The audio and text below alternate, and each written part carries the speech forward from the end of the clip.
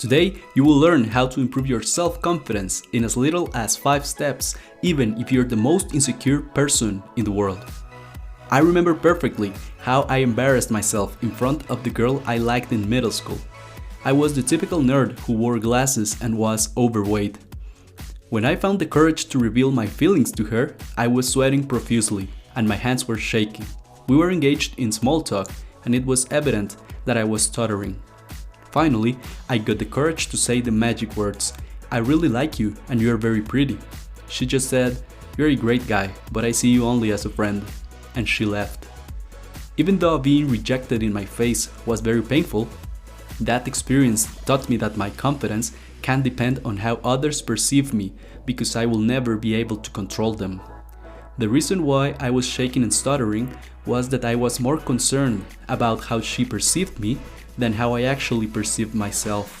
Confidence is behaving in a way that impresses yourself and liking the way you live. Confidence is the natural result of liking who you are and respecting every aspect of your life. That's why in today's video, I will teach you the 5 practical steps you can take to improve your self-confidence, even if you feel like the most insecure person in the world. Let's go. The first thing you must do to become confident is visualize yourself with all the qualities you must have to like yourself. Pick 3 qualities that you want to embody in your everyday life. As Napoleon Hill said, whatever the mind can conceive and believe, it can achieve. By visualizing yourself as you want to be, you are gaining clarity as to what you need to do to become that person. If someone was talking about you when you die, what would you want them to say? Because remember, people will forget what you said and what you did, but they will never forget how you made them feel. And the same applies for your relationship with yourself. How you make yourself feel is based on your values and your behaviors. You have to embody things you can control, not the things that depend on others. Coming up next, you have to make a list of what are the things that you need to do in order to embody those traits. Let's say, for example, that you want to be a kinder person. So now you ask yourself, what do kind people do? So you start brainstorming and you find out that kind people are always grateful for every positive thing they have in their life. Kind people are also very good listeners and they never criticize anyone. Not only that, but they are very empathetic and they make sure to meet the needs of others. Now that you know what you have to do, it's time to put those traits into practice. But before, if you feel this is a lot of information to apply today and you feel lost, you don't have to worry. I made you a self-improvement checklist that will help you improve your self-confidence step by step. The checklist also contains many bonuses. You can grab it with the link in the description below. The third step is practical application. Just as you have a to-do list, you need to have a to-be list. Plan how you will exhibit those qualities every single day.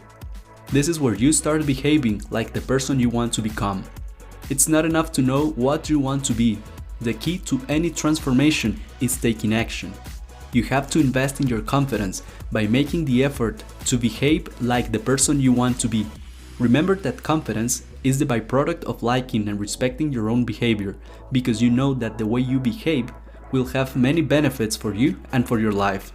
Therefore, make sure to behave in such a way that you will feel satisfied with the results you are getting in your life, because that's all that matters.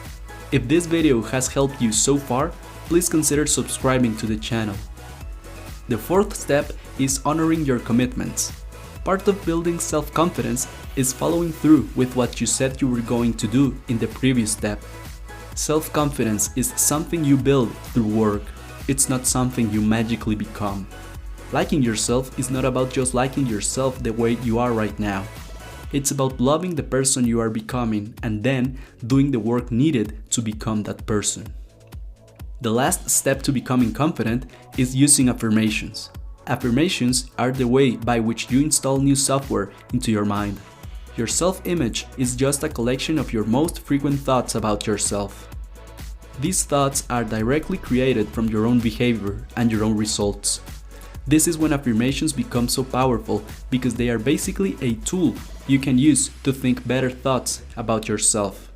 It's important to note that they must be combined with action. Affirmations without action are essentially empty dreams. If you're interested in creating a fulfilling career through your passion, I'll see you in the next video.